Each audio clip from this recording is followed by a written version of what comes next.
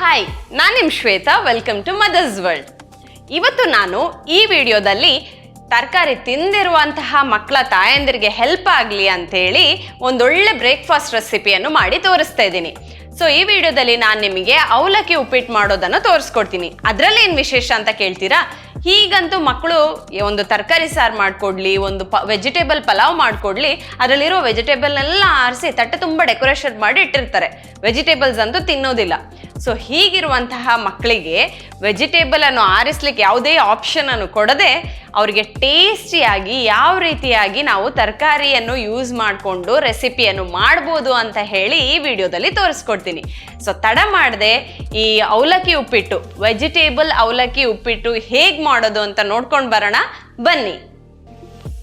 Stove ಮೇಲೆ ನಾನೊಂದು ಪಾತ್ರೆನ ಇಟ್ಕೊಳ್ತಾ ಇದ್ದೀನಿ. ಪಾತ್ರೆ ಬಿಸಿಯಾದ ಕೂಡಲೇ ಕೊಕೊನಟ್ ಆಯಿಲನ್ನು ನಾನು ಯೂಸ್ ಮಾಡೋದ್ರಿಂದ ಇಲ್ಲಿ 5 ರಿಂದ 6 ಟೇಬಲ್ ಸ್ಪೂನ್ ಕೊಕೊನಟ್ ಆಯಿಲನ್ನು ಹಾಕ್ಕೊಳ್ತಾ ಇದ್ದೀನಿ. ಆಯಿಲ್ ಬಿಸಿಯಾದ ಕೂಡಲೇ ಅರ್ಧ ಸ್ಪೂನ್ ಸಾಸಿವೆ ಮತ್ತು ಅರ್ಧ ಸ್ಪೂನ್ ಜೀರಿಗೆಯನ್ನು ಹಾಕ್ಕೊಳ್ತಾ ಇದ್ದೀನಿ. ಇಲ್ಲಿ ನಾನು 2 ಮೀಡಿಯಂ ಸೈಜ್ ಈರುಳ್ಳಿಯನ್ನು ತಗೊಂಡು ಈ ರೀತಿಯಾಗಿ ಉದ್ದವಾಗಿ ಕಟ್ ಮಾಡಿ ಇಟ್ಕೊಂಡಿದ್ದೀನಿ. ಇದನ್ನು ನಾನು ಆಯಿಲಿಗೆ ಹಾಕಿ ರುಚಿಗೆ ತಕ್ಕಷ್ಟು ಉಪ್ಪನ್ನು ಹಾಕ್ಕೊಳ್ತಾ ಇದ್ದೀನಿ. ಇದು ಟೇಸ್ಟ್ ತುಂಬ ಚೆನ್ನಾಗಿ ಕೊಡ್ತದೆ ಮತ್ತು ಈರುಳ್ಳಿ ಬೇಗ ಫ್ರೈ ಆಗುತ್ತೆ. ಈಗ ನಾನು ಒಂದು ದೊಡ್ಡ ಕ್ಯಾರೆಟ್ ತಗೊಂಡಿದ್ದೀನಿ. ಇದನ್ನು ವೆಜಿಟೇಬಲ್ ಚಾಪರ್ನಲ್ಲಿ ಹಾಕಿ ಈ ರೀತಿಯಾಗಿ ಚಾಪ್ ಮಾಡ್ಕೊಳ್ತಾ ಇದ್ದೀನಿ. ಸಣ್ಣ ಸಣ್ಣದಾಗಿ ಕಟ್ ಮಾಡಿಟ್ಟಿದ್ದೀನಿ. ಈರುಳ್ಳಿ ಇಷ್ಟು ಫ್ರೈ ಆದ ಕೂಡಲೇ 1 ಸ್ಪೂನ್ ಕೊರಿಯಾಂಡರ್ ಪೌಡರನ್ನು ಮಿಕ್ಸ್ ಮಾಡಿ ಆಯಿಲ್ನಲ್ಲಿ ಚೆನ್ನಾಗಿ ನಾವು ಈರುಳ್ಳಿ ಒಟ್ಟಿಗೆ ಫ್ರೈ ಮಾಡೋದ್ರಿಂದ ತಿಂಡಿಗೆ ತುಂಬ ಟೇಸ್ಟ್ ಬರ್ತದೆ. ಈಗ ಇದಕ್ಕೆ ಸಣ್ಣದಾಗಿ ಕಟ್ ಮಾಡಿರುವಂತಹ ಕ್ಯಾರೆಟ್ ಅನ್ನು ನಾನು ಮಿಕ್ಸ್ ಮಾಡಿಕೊಂಡು 2 ನಿಮಿಷ ಈ ಆಯಿಲಲ್ಲಿ ನಾನು ಫ್ರೈ ಮಾಡ್ಕೊಳ್ತಾ ಇದ್ದೀನಿ. ಇದಕ್ಕೆ ಯಾವುದೇ ನೀರನ್ನು ನಾನು ಮಿಕ್ಸ್ ಮಾಡೋದಿಲ್ಲ ಮಧ್ಯದಲ್ಲಿ. ನಮ್ಮ ಮನೇಲಿ ಎಲ್ಲರೂ ಕ್ಯಾಪ್ಸಿಕಮನ್ನು ಇಷ್ಟಪಡೋದ್ರಿಂದ ನಾನು ಈ ರೀತಿಯಾಗಿ ಸ್ವಲ್ಪ ದೊಡ್ಡದಾಗಿ ಕಟ್ ಮಾಡಿ ಇಟ್ಕೊಂಡಿದ್ದೀನಿ.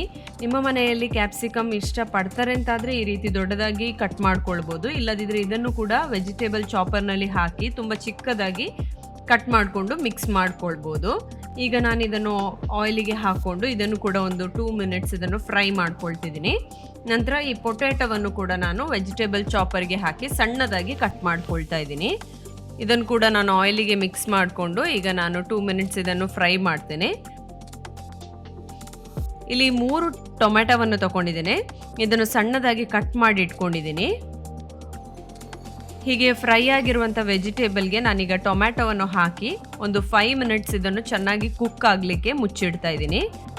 ಅಷ್ಟರಲ್ಲಿ ನಾವೀಗ ಅವಲಕ್ಕಿಯನ್ನು ವಾಶ್ ಮಾಡ್ಕೊಳ್ಳೋಣ. ಇಲ್ಲಿ ನಾನು ಮೀಡಿಯಮ್ ಸೈಜ್ ಅವಲಕ್ಕಿಯನ್ನು ತಗೊಂಡಿದ್ದೇನೆ. ಅಂದರೆ ಪೇಪರ್ ಅವಲಕ್ಕಿ ಆಗಲಿ ಗಟ್ಟಿ ಅವಲಕ್ಕಿ ತಗೊಳ್ಳಿಲ್ಲ. ಪೇಪರ್ ಅವಲಕ್ಕಿ ಆದರೆ ಇದನ್ನು ವಾಶ್ ಮಾಡುವಂಥ ಅವಶ್ಯಕತೆ ಇಲ್ಲ.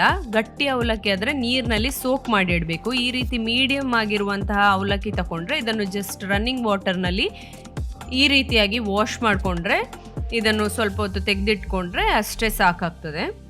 ಈಗ ಟೊಮೆಟೊ ಚೆನ್ನಾಗಿ ಕುಕ್ ಆಗಿದೆ.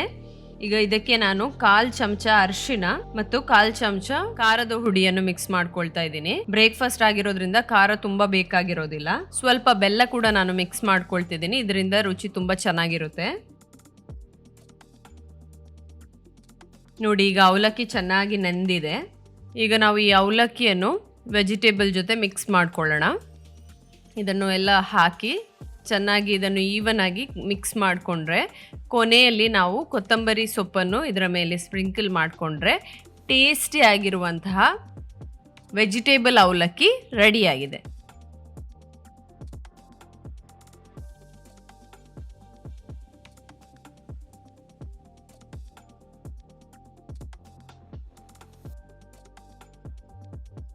ನೋಡಿದ್ರಲ್ಲ, ಈ ರೀತಿಯಾಗಿ ನೀವು ಅವಲಕ್ಕಿ ಉಪ್ಪಿಟ್ಟು ಮಾಡೋದ್ರಿಂದ ಟೇಸ್ಟಿಯಾಗಿನೂ ಇರುತ್ತೆ ಮತ್ತು ಮಕ್ಕಳು ಚೆನ್ನಾಗಿ ವೆಜಿಟೇಬಲ್ ಕೂಡ ತಿಂತಾರೆ.